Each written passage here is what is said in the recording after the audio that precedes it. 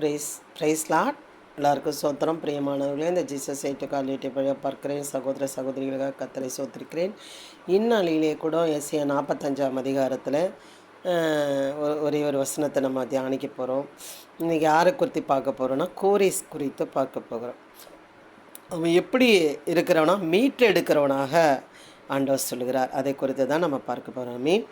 நான் நீதியின்படி அவனை எழுப்பினேன், அவன் வழிகளெல்லாம் செவ்வைப்படுத்துவேன்.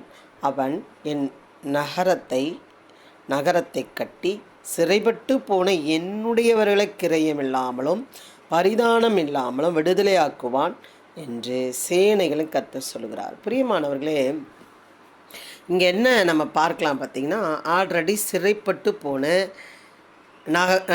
அந்த நகரம் அழிக்கப்பட்டு போன அடிமைப்பட்டு போன ஜனங்களை குறித்து அவர் பேசுகிறார்.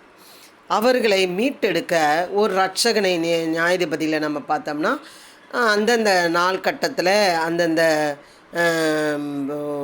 ஒரு பல வருடங்களுக்கு அப்புறம் ஒரு நியாயாதிபதி எழுப்பிட்டே வருவார்.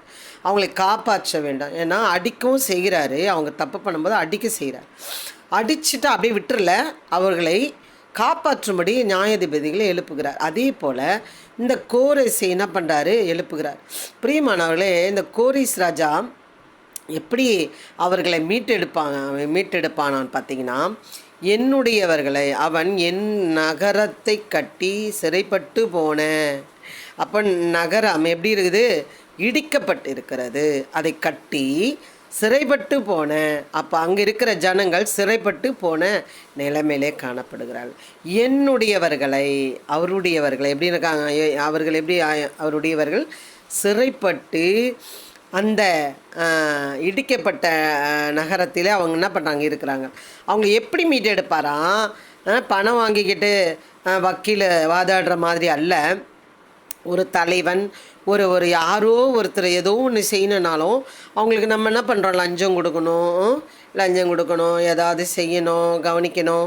இப்படி எல்லா இடங்களிலும் நம்ம மத்தியில் கூட வாசிக்கும் போது ஒருவனோட உனக்கு சண்டை இருக்குமானால் அவனோட என்ன பண்ண, சீக்கிரமாக நீ என்ன பண்ணிவிடு, ஒப்பரவாயிடு. இல்லைன்னா நீ போன பிறகு உன் கையில் இருக்கிற மொத்த காசை கொடுத்து என்ன பண்ண முடியாது, உன்னால் வெளியே வர முடியாது. அதனால் அவனோட ஒப்பரவாயிடுன்னு சொல்லி ஏசுவாமி சொல்லுகிறார்.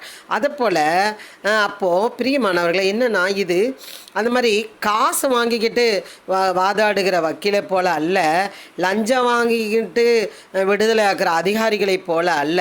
இந்த கோரேஸ் எப்படி இருக்கிறானா, அடிமைப்பட்டு இருக்கிறவர்களை, சிறைப்பட்டு கிடக்கிறவர்களை, இடிக்கப்பட்ட இடத்துல இருக்கிறவர்களை எப்படி வைக்கிறானா, என்னுடையவர்களை கிரயமில்லாமலும் பரிதானம் இல்லாமலும் லஞ்சம் இல்லாமலும் விடுதலையாக்குவான் என்று சேனைகள் கர்த்தர் சொல்கிறார். பிரியமானவர்களே, இன்றைக்கி நிறைய பேர் எப்படி சொல்கிறதுனா, யாரோ ஒரு எப்படி சொல்கிறது, ஒரு குடும்பம், ஒரு மனிதன், ஒரு ஊர் அல்லாட்டா ஒரு நாடு அடிமையாக இருக்கிறதே நம்ம பார்த்துக்கிட்டே இருக்கலாம்.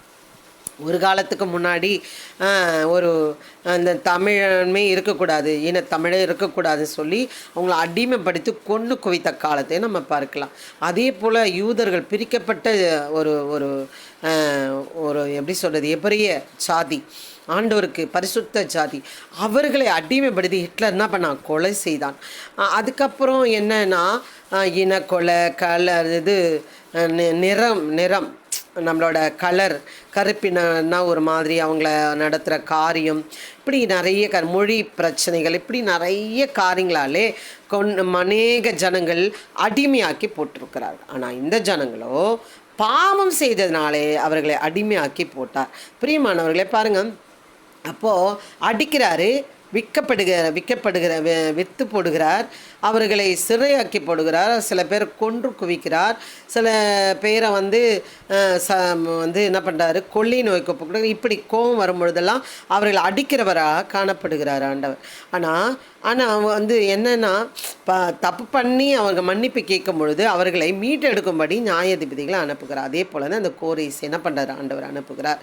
அவன் எப்படி மீட்டெடுக்கிறானா, அவன் என் நகரத்தை கட்டி சிறைப்பட்டு போன என்னுடையவர்களை கிரயமில்லாமல் பரிதானம் இல்லாமல் விடுதலை ஆக்குவான் என்று சேனைகள் கர்த்தர் சொல்லுகிறார். பிரியமானவர்களே, நீங்கள் கூட உங்கள் வீட்டிலேயே அடிமையாக இருக்கலாம், சபைகளில் அடிமையாக இருக்கலாம், ஊழியத்தில் அடிமையாக இருக்கலாம், அப்படி அல்லாட்டா காலேஜில், இல்லை பிஸ்னஸில், வேலையில், இப்படி ஏகப்பட்ட காரியத்தை நம்ம சொல்லிக்கிட்டே போகலாம்.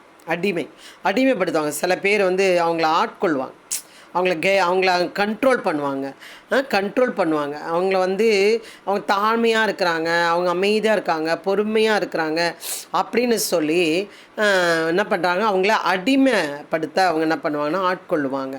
பிரியமானவர்களை, இந்த அடிமைத்தனத்தில் இருக்கிற அதே போல் பிசாசு கட்டியில் அடிமையாக இருப்பாங்க, மீட்டெடுக்க முடியாது.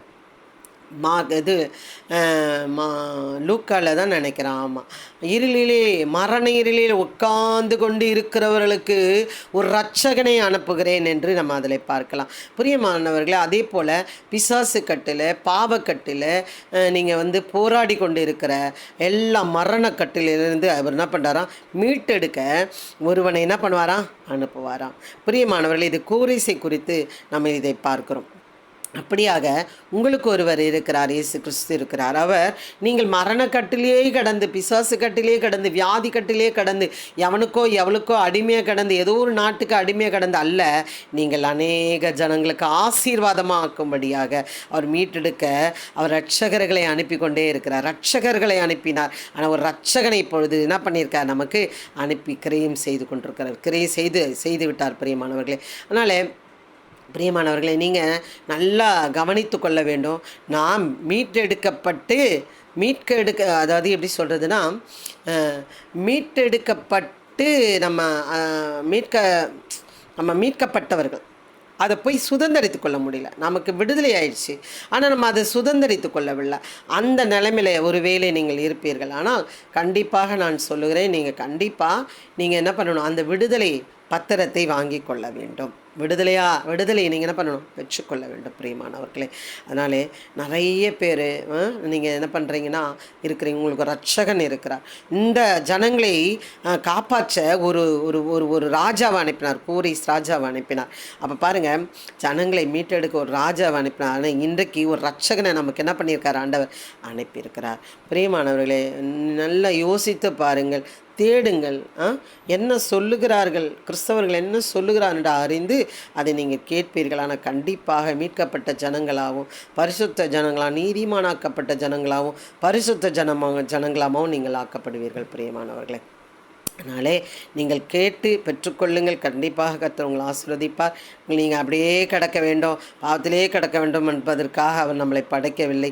அதுக்கு ஒரு முற்றுப்புள்ளி வைத்து நம்மளை மீட்டெடுக்க அவர் இரட்சகர்களை அனுப்பினார். இன்றைக்கி இரட்சகன் வந்திருக்க, இரட்சகன் நமக்காக செய்து முடித்ததை போய் கேட்டு வாங்கி பெற்றுக்கொள்ளுங்கள். கர்த்தர் கண்டிப்பாக, நம்ம சொத்தே இருந்தாலும் நம்ம பங்கு போடும் பொழுது நமக்குன்னு ஒரு பத்திரம் வந்தால் தான், நமக்குன்னு அந்த பணம் வந்தால் தான், அது நம்ம கையில் வந்தால் தான் அது நமக்கு கிடைத்ததுன்றது ஒரு அர்த்தம். அதே போல தான் பிரியமானவர்களை இருக்குது, போய் கேட்டு பெற்றுக்கொள்ளுங்கள். கண்டிப்பாக கர்த்தர் உங்களை ஆசீர்வதிப்பாராகவே. God bless you.